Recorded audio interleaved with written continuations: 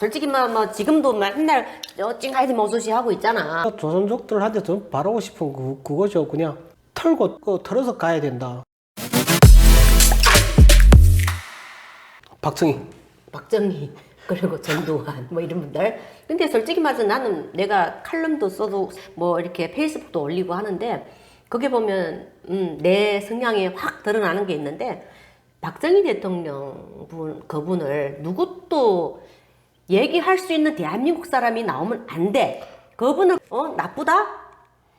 한국 떠나야 돼. 한국 사람은 진짜 그러면 안 된다고 생각합니다. 평생 반농사를 하고 살아야 돼요. 한국인들은. 정말. 왜 그러냐면 이분 아니었으면 우리 동포들도 마찬가지야. 이분들 아니었으면 우리 한국에 감히 올 생각을 했을까? 북한 더 잘 살면 북한으로 갔을 거야 아마. 그냥 저는 이런 표현을 하고 싶어요. 아마 조선족들이 내가 또 이 얘기를 하면 간도 텄을 때 어쩌네 뭐 어쩌네 하면서 말이 엄청 많았고요. 그때 당시 박정희가 간도 텄을 때 들어간 거 맞는데 독립군 이 말 해도 또 어차피 안 믿어. 그거 조작된 거다 할 거야. 조작은 자기네들이 많이 하면서 맨날 우리 보고 조작한다 그래. 우파들이 조작한다 그래. 광우병이 어떻게 일어나는데 저 잠깐 자꾸만 말이 따로 샌다. 내숭숭. 말이 자꾸 따로 새는데 진짜 걔네들 그런 말 하니까 진짜 걔네들 감성을 막 자극을 시켜가지고. 그게 선동이시죠. 나는 그게 정말 싫어. 솔직히. 국가 중대사를 감성적으로 운영한다. 난 그게 이해가 안 돼요. 되게 웃긴 게 저는 이렇게 표현하고 싶어요.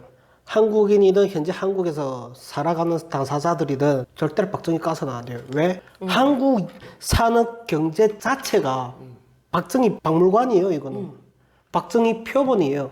깐다? 그럼 당신들이 지금 현재 타고 다니는 차, 현대차든 외제차든 전부 다 타지 말고 자전거 타고 다녀야 돼요. 맨날 있잖아. 좌파들은 쪼잔하게 있잖아.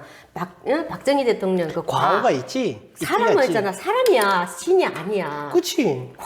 이런 거 진짜 다 있어. 없지 않아. 그렇지만 어느 게 더 공헌이 크고 어떤 게 더 큰가를 봐야. 저는 이렇게 생각해요. 과가 30%고 공이 70%다 하면 저는 그분은 위인이라고 생각해요. 그치. 중국에 못했던 건 그렇게 얘기하면은 그러면 뭐. 발작 병이 뜨지. 그 아니잖아. 솔직히 뭐 지금도 맨날 찡하이드 머소시 하고 있잖아. 나 제일 웃기는 게 뭔지 알아요? 얼마 전에 올렸던 영상. 걔네들 좌파잖아요. 연배님이 조국을 열애하네. 예. 그러니까 언제부터 피치먹이가 내가 알기로 너가 모주시로 알고 있는데 언제를 아무튼 얘네들이가 글쎄 조국 열애한다고 칩시다.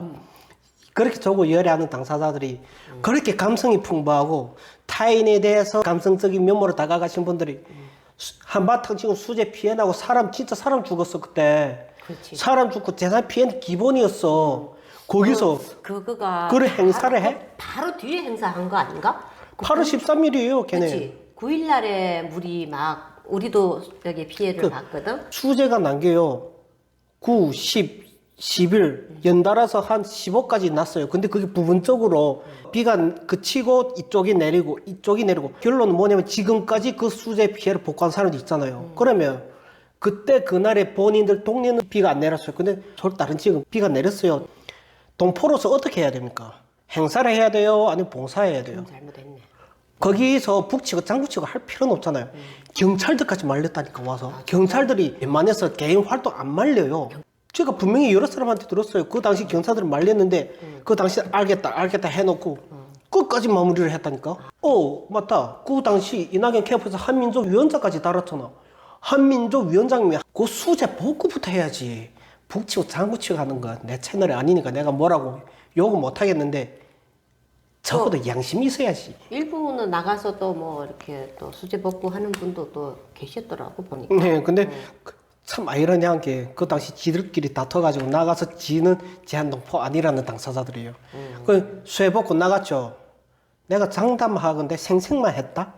절대로 내가 장담하고 에이 설마 뭐 가서 했는데 뭐 했겠지. 저한테 정보가 지금 쏙쏙 들어오고 조선족들한테 좀 바라고 싶은 그거죠. 그냥 털어서 가야 된다. 근데 저는 제일 걱정되는 게 30대, 40대. 그러게.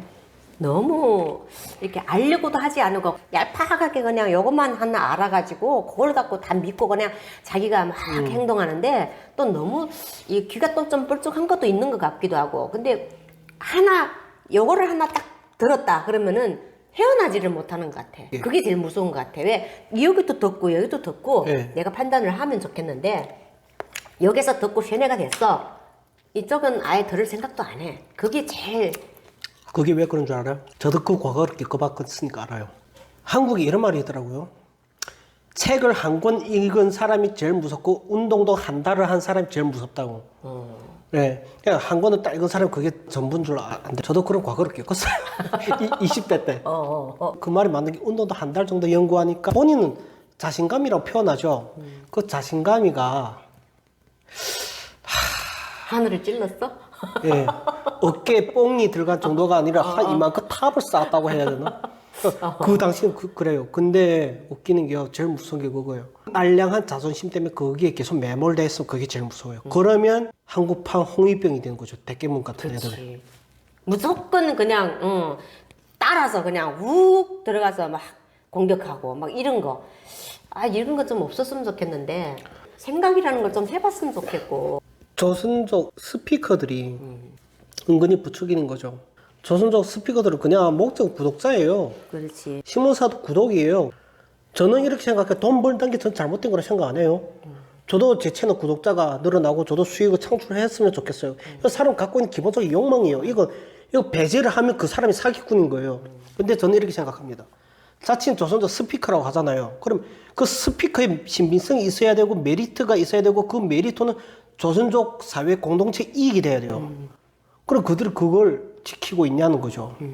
개인적 욕심 50, 공공이익 50 하면은 저는 그분을 좋게 봐요. 근데 개인적 욕심이 70, 공공이익 30이라고 생각하면 저는 장사꾼이라고 평가해요. 근데 개인적 이익 90에 혹은 100에 공공이익이 0에서 10이라고 생각하면 저는 그거 선동꾼이라고 얘기를 해요.